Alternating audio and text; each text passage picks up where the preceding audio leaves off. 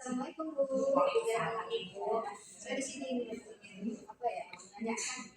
Saya mau menjelaskan apa yang dari saya dapatkan. Saya seorang apa ya seorang pemula. Jadi saya ingin menjelaskan beberapa pengetahuan sebelumnya saya menanyakan apa sih yang mau Ibu ingatkan itu sekolah itu kalau guru mereka di depan ini. Diri saya Bu sebagai wali kelas TK di usia 5 sampai 6 tahun, banyak sekali terkendala seperti itu kita dari orang tua yang anaknya belum bisa baca, bahkan ada beberapa anak yang dari di usia 4 tahun sekolah di situ sampai sekarang belum pernah baca. Nah, yang mau saya tingkatkan itu bentuk literasi dan numerasi pada anak tersebut. Jadi dari literasi dan numerasi itu masalah yang Ibu hadapan itu apakah ada rencana Ibu untuk masalah itu? Untuk solusi masalah saya ada seperti saya itu mau membuat sebuah flashcard buat saya sendiri yang mana di flashcard itu nanti ada gambar, lalu di gambar itu ada nama gambar tersebut seperti awal hurufnya saya buat warna merah, di awal itu A itu apel, di awal huruf itu saya buat warna yang berbeda-beda akhirnya bentuk literasinya dapat. Dari berarti selain bukan tadi literasi yang dikatakan pertama adalah angkat ya itu ya kan gitu. Selain itu ada nggak cara lain yang Ibu lakukan agar memang betul-betul literasi itu bisa sampai kan? Seperti saya membawa dia keluar kelas, membuat huruf dari batu-batu kecil seperti itu dan pasir seperti itu. Juga metode seperti berdagang, jual beli ini juga bentuk meningkatkan literasinya. Bagaimana? Kira-kira apa ya rencana itu juga? Rencana saya apa saya lakukan dalam mimpi-mimpi ini Bu sama rekan sejauh saya. Berarti ada tidak sendiri lagi? Iya, nanti partner ya. Ada. Dalam kelas itu ada 2 orang. Iya. Berarti yang Ibu di mana nanti Ibu akan lakukan? Apakah di mana di sekolah atau di mana? Di sekolah di sekolah kami. Oke, semoga berhasil ya Bu ya apa yang Ibu rencanakan dari bagaimana meningkatkan literasi ya pada usia dini dengan tuntutan tadi yang orang tua tadi ya gimana anak yang usia 5 tahun itu sudah bisa membaca. Tapi sebenarnya memang yang kita kendala ya Ibu. Sebenarnya memang di usia TK ini tidak boleh diajarkan langsung membaca baca gitu kan. Tapi di mana kita hanya mengenalkan gitu kan. Jadi dengan mengenal dia akhirnya dia suka membaca dan akhirnya dia bisa membaca di SD nanti. Nah, itu aja sampaikan. Iya. Jadi Ruby Ya baik, ini ya Bu, semoga sehat ya Bu. Jadi saya yang saya saya ingin tahu ya kan Bu.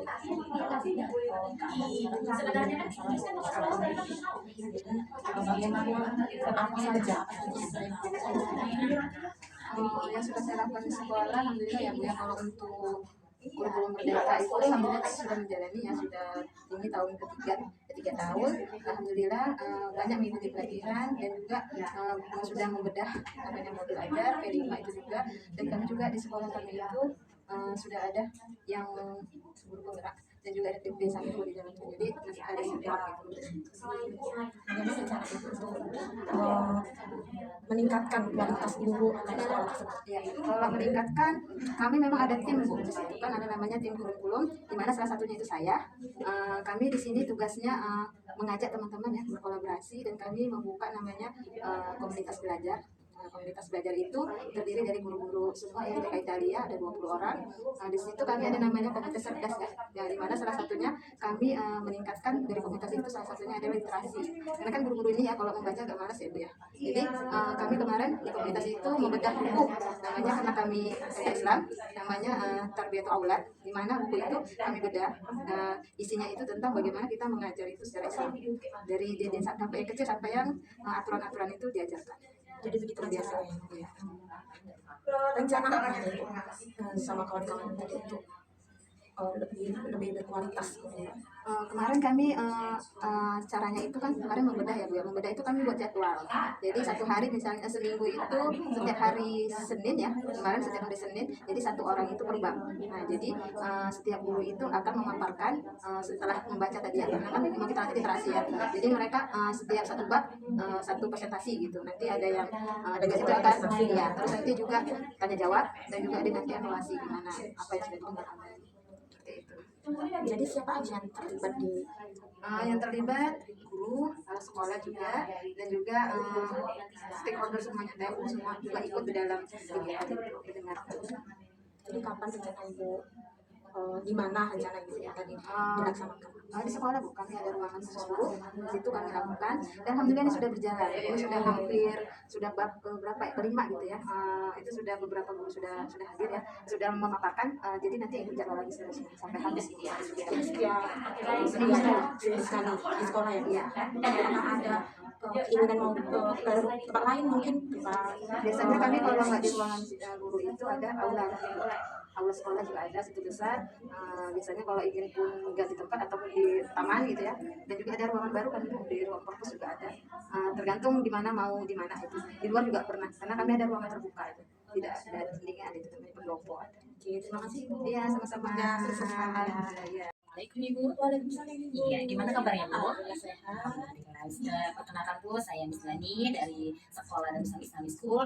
Saya sebagai sekolah pengimbas yang mau mengimbas ilmu saya kepada Ibu, yang mana kan sekarang sangat banyak sekali sudah terdengar tentang kurikulum merdeka ya Bu ya.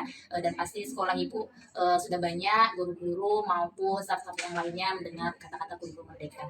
Nah, ada beberapa pertanyaan Bu yang mau saya tanya sama Ibu terkait kurikulum merdeka. Kira-kira di satuan pendidik Ibu, menurut Ibu apa yang mau ditingkatkan untuk sekolah Ibu dalam pembelajaran kurikulum merdeka ini?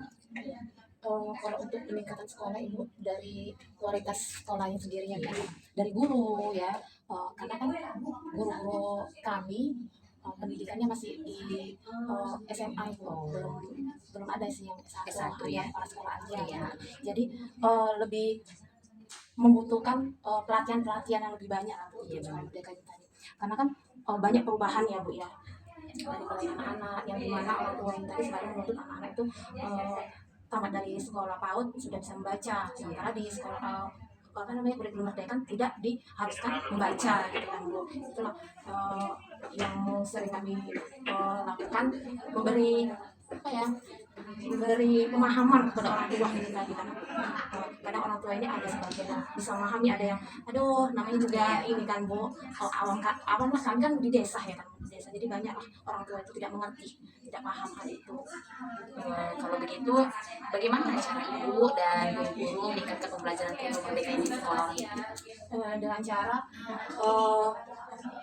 selalu mengundang wali murid kan Bu, setiap pada 3 bulan sekali kita undang wali murid, kita menjelaskan apa saja yang sudah kita lakukan di sekolah itu, dengan cara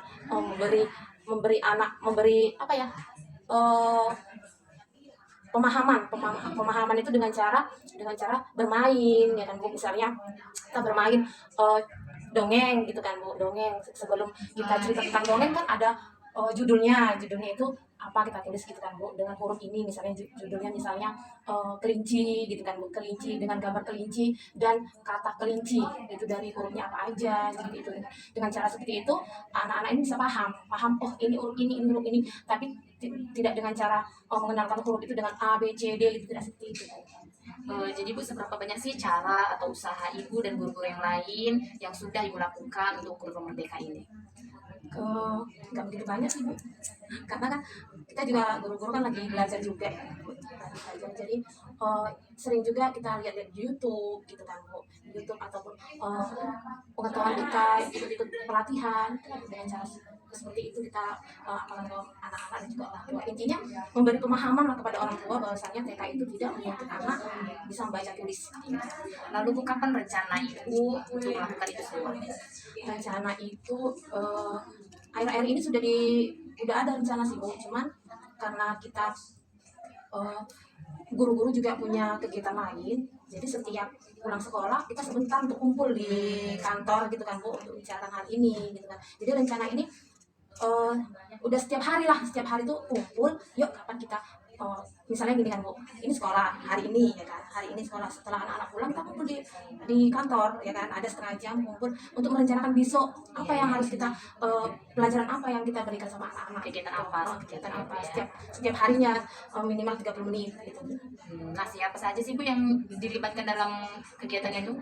Kalau kegiatan ini ya semua guru kan Bu, kantorkan semua, kemudian para sekolah, dan itu tadi yang per 3 bulan sekali itu orang tua juga kita undang, minta pendapat juga lah dari orang tua ini tadi kan Bu, masukan-masukan dari orang tua tadi. Jadi guru, murid dan orang tua juga terlibat ya Bu ya. Lalu di mana Bu akan dilakukan? di sekolah itu. Kami punya aula, jadi setiap pertemuan di aula. Dan untuk pertemuan setiap hari guru dengan kepala sekolah di kantor. Saya hanya memberikan saran saja Bu. Kita untuk memberikan pemahaman kepada orang tua agar wawasan mereka terbuka, kita juga bisa mengundang narasumber-narasumber dari pihak-pihak lain seperti itu. Lalu juga untuk meningkatkan numerasi literasi anak, minat belajar anak itu kita juga bisa mengambil video-video inspirasi dari PMN, juga saya lihat juga banyak dari YouTube, bahkan dari Reels IG juga banyak seperti itu. Nah, semoga nanti kedepannya Ibu dan satuan pendidikan Ibu jauh lebih baik lagi. Terima kasih Bu. Assalamualaikum. Waalaikumsalam.